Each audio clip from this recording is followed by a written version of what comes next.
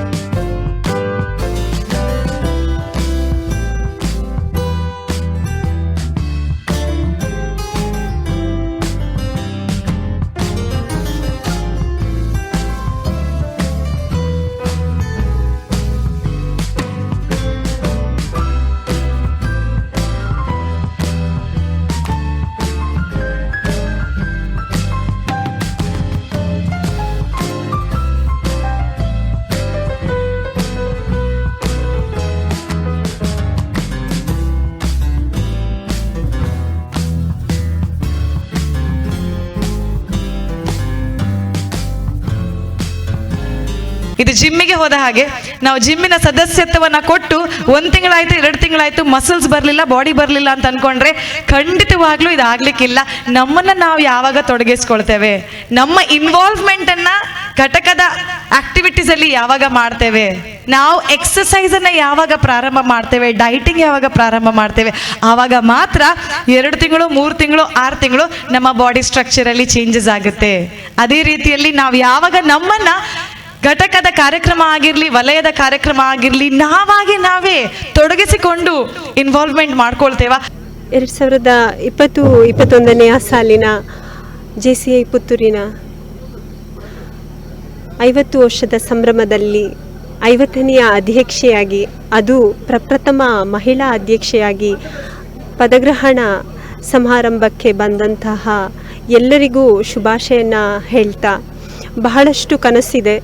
JCI ಪುತ್ತೂರಿನಲ್ಲಿ ಬಹಳಷ್ಟು ಕಾರ್ಯಕ್ರಮಗಳನ್ನ ಮಾಡಬೇಕು ಅಂತ ಹುಮ್ಮಸ್ಸಿದೆ. ಎಲ್ಲದಕ್ಕೂ ನಮ್ಮ ಪೂರ್ವ ಅಧ್ಯಕ್ಷರುಗಳ ಸಹಾಯನ ಬೇಡ್ತಾ, ಅವರ ಆಶೀರ್ವಾದದೊಂದಿಗೆ ನನ್ನ ಎಲ್ಲ ಜೆಸಿ ಸ್ನೇಹಿತರ ಬಂಧುಗಳ ಸಹಾಯದೊಂದಿಗೆ ಈ ವರ್ಷ 50ನೇ ವರ್ಷ ಬಹಳಷ್ಟು ಕಾರ್ಯಕ್ರಮಗಳನ್ನ, ಈ ಸಮಾಜಮುಖಿ ಕಾರ್ಯಕ್ರಮಗಳನ್ನ ನೀಡಿಕೊಂಡು ಬರ್ತಾ ಸಮಾಜಕ್ಕೆ ಮಾದರಿಯಾಗಿ ಜೆಸಿಐ ಸಂಸ್ಥೆಯ ಕಾರ್ಯಚಟುವಟಿಕೆಗಳನ್ನ ನೀಡಬೇಕು ಅಂತ ಬಯಸಿದ್ದೀನಿ. ಅವಕಾಶ ಮಾಡಿಕೊಟ್ಟದಕ್ಕಾಗಿ ಧನ್ಯವಾದ ಸಲ್ಲಿಸ್ತೀನಿ. Thank you so much.